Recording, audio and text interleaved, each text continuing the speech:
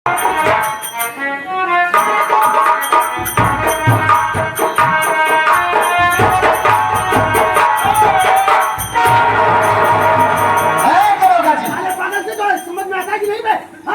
जी बड़े बदतमीज हो। मैडम नमस्ते। नमस्ते नमस्ते।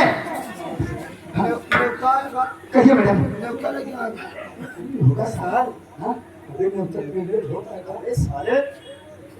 आराम खोर सच को तो ऐसा नहीं होता खिलाऊंगी तू जीवन भर याद करेगा। छोड़िए इसकी बात। बहुत दिन बाद निमंत्रण आया। ये रहा रंजीत की रिहाई का कोर्ट से आउट। पकड़ो पकड़ो, हड़बड़ाएगी नहीं।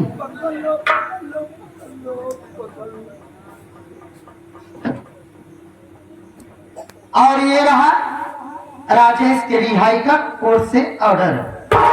देखो दरोगा जी, मैं आपसे ये कहना चाहती हूँ कि जितना जल्दी हो सके आप हमारे दोनों क्लाइंट को जल्द से जल्द रिहा कर दीजिए। ये दोनों भी अब का होगा भी दोनों दिन पहला दो का होगा। एक काम कर, ये कोर्ट का कागजात ले जा और दोनों को क्या करो।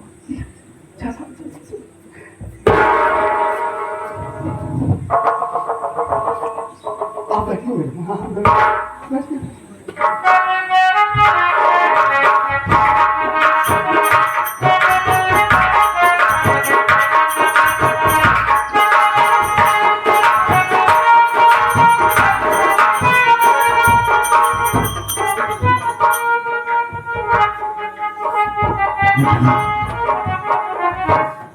दोनों का सिग्नेचर चलो सिग्नेचर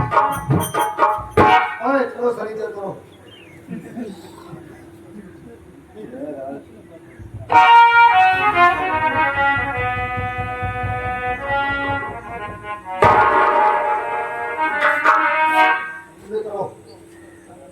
अपने भाई वाले में करोगे तुम अपने वाले में करोगे। सोचता हूँ तो भाई भाई है तो भाई वाले में जो तुम करोगे हम तो करब हम। भाई तेरा तेरा तो अभी तो वो नहीं कर जान का मोहब्बत से जाओ।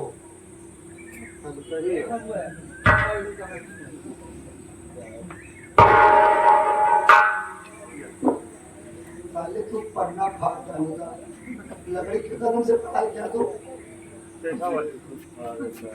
हेलो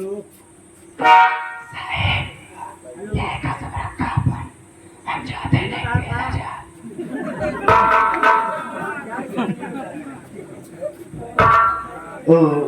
मैडम जी।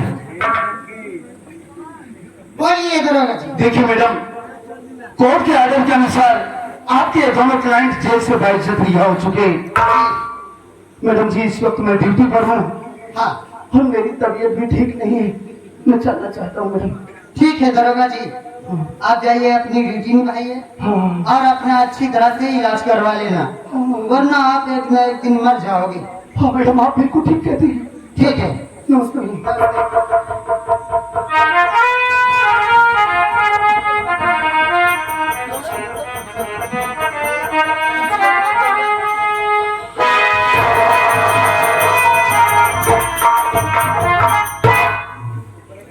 छोड़ मुन्ना से आने देश वालों को। एक बात नहीं समझ पाया मैं, ये दोनों भाई जो जेल में थे, हमारा केस लड़ने के लिए वकील कौन किया, वकील फीस कोर्ट फीस, और सबसे बड़े ताज्जुब की बात यह है कि हम दोनों भाई कोर्ट से बाइज्जत बरी होकर रिहा हुए। भैया जब आप जेल चले आए, आपके जेल आने के बाद भाभी की तबीयत खराब थी। आपको छुड़ाने के लिए मैंने बहुत कोशिश किया, कहीं से पैसे का इंतजाम नहीं हुआ। लास्ट में मेरी वो हालात आ गई कि मुझे भीख मांगना पड़ा। उसी समय मेरी एक एडवोकेट ममता से मुलाकात हुई, जिसने हमारी आपकी जमानत कराई और आपका केस भी लड़ा। उन्होंने हमारी आपकी जमानत कराई है। और जरा ही नहीं भैया, मैंने ममता से बिना आपसे पूछे शादी कर लिया। शादी कर ली? हाँ भैया। सब कोई बात नहीं होगा, हमसे नहीं मिलाएगा? क्यों नहीं भैया? बोला। ममता जी, बोलिए। मेरे भैया आपसे मिलना चाहते हैं, भैया से मिलकर आशीर्वाद दे दो। कहिए भैया, आप मुझसे क्या कहना चाहते हैं? देखो वकील साहब, आपने हम दोनों भाइयों को जिस मुसीबत से उबारा है और आपने जो सहारा दिया, बदले में अपनी जान भी दे दूं तो आपके एहसानों से उन्हें नहीं हो पाएंगे। आप ये कैसी बात कर रहे हैं भैया? सच कह रहा हूँ। अरे मैं तो आपके घर की बहू हूँ, तो इसमें एहसान की बात कहाँ से आ गई? अगर आपको ये सब एहसान ही लग रहा है तो आप मेरा एहसान उतारना ही चाहते हैं तो मुझको इतना आशीर्वाद दीजिए कि मेरा पति जहाँ भी रहे सदा सलामत रहे भैया।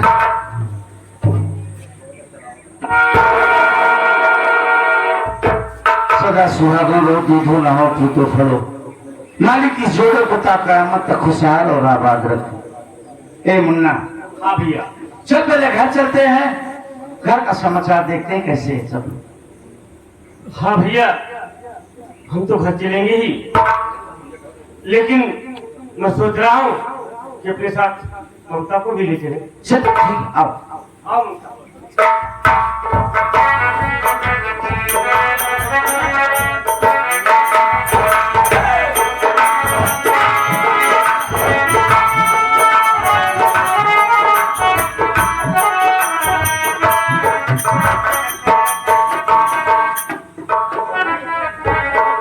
मंदरवा गई थी, मेरे खिलाफ रिपोर्ट लिखना निकली, धर्रा ने क्या किया कुछ समझ में नहीं आया, फोन तक भी नहीं किया। मैं उसका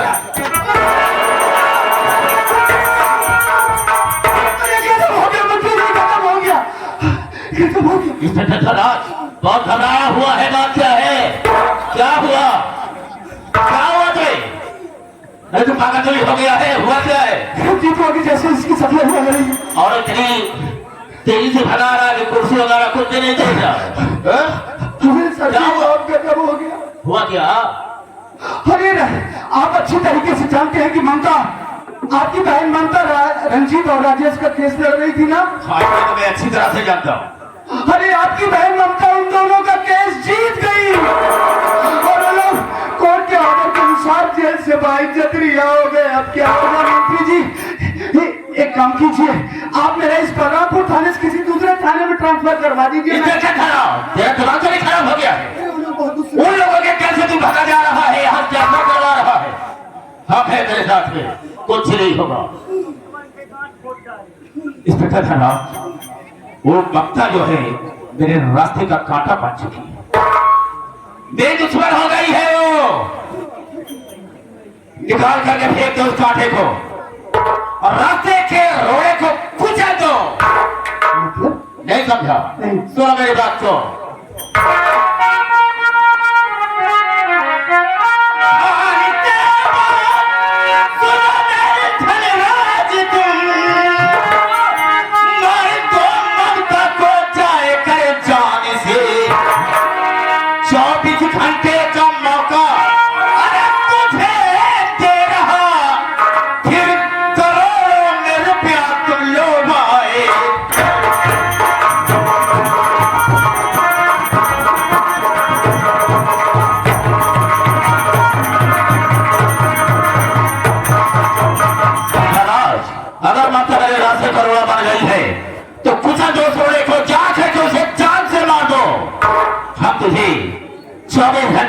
देते हैं, जिस वक्त तू उसे जान से मार कर आएगा हम तुझे 1 करोड़ रुपया देंगे।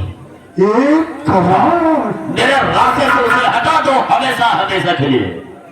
अरे सर जी, 1 करोड़ रुपए के लिए तो मैं अपनी पूरी टीम को मौत के घाट उतार सकता हूँ। सबसे पहले ममता को मारो, उसके बाद हम देखेंगे। मेरी बात सुनिए सर। क्या बोलो?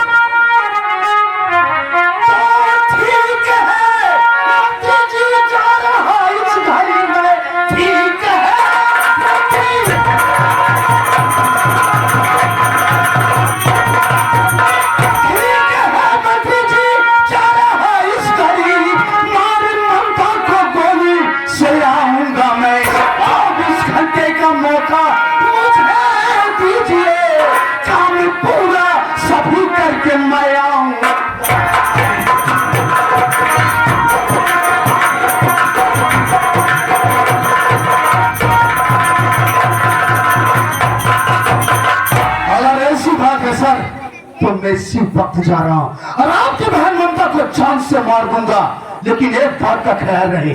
और कौन सी बात? जिस वक्त मैं ममता को जान से मारकर आपकी हवेली पर एक खुशखबरी लेकर आऊं, तो मेरा 1 करोड़ रुपया तैयार रखना। तू मेरी आगे सेवा की, जो मैं कहता हूँ उसे करता हूँ।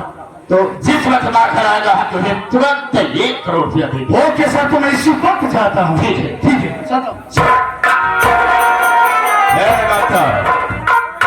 किसी दिन तुमने मुझसे ये कहा था कि मैं अपना आधा हिस्सा बताऊं। देखूंगा तुझे जब दुनिया में रहेगी ही नहीं, तो देखता हो हिस्सा मुझसे कौन कैसे बताता है। देख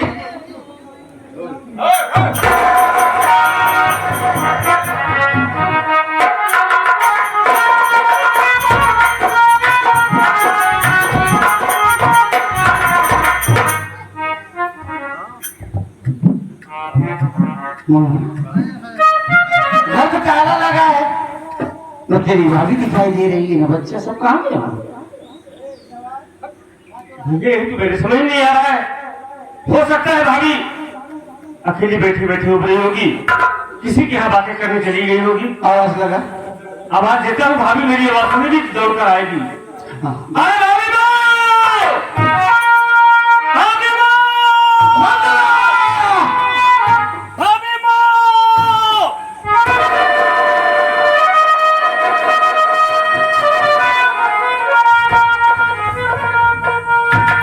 भैया बात क्या हुआ? हमारे घर में ताला लगा है, न हमारी पत्नी न बच्चा, सब कहाँ गए होंगे? पता नहीं भैया। आप तो बहन के केस में स्वयं जेल चले गए थे, और आपके सामने आपका भतीजा बहुत बीमार था।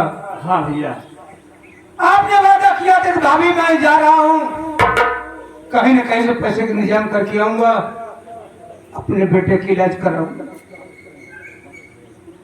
आप आने में देरी कर दिया। भाभी मैंने सोचा मंत्री मक्खना जो है नारी सहायता केंद्र खोल रखा है, वहां पर मैं जाऊंगी, हमको आर्थिक मदद मिलेगी, अपने बच्चे की इलाज कराऊंगी।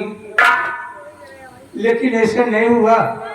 भाभी माँ वहां पर पहुंच गई और मंत्री मक्खनलाल भाभी माँ की इज्जत को लूट लिया।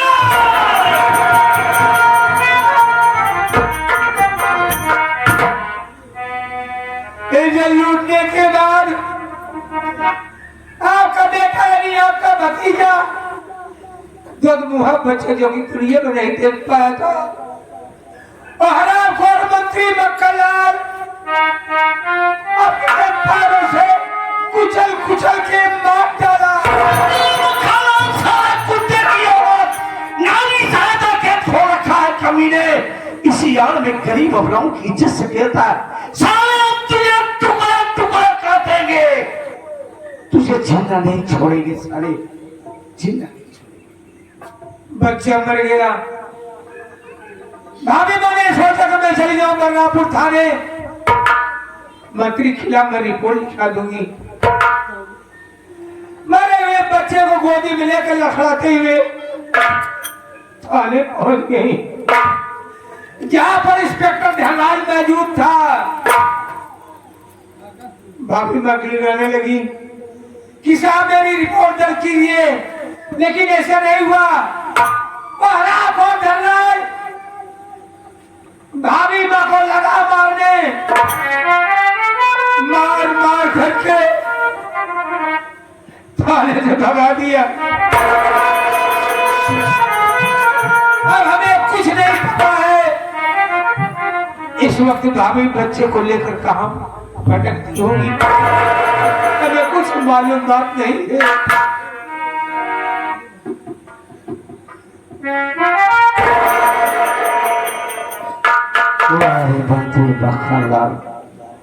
साला तूने मेरे बच्चे को मारा है, मेरी बीवी की इज्जत लूटा है।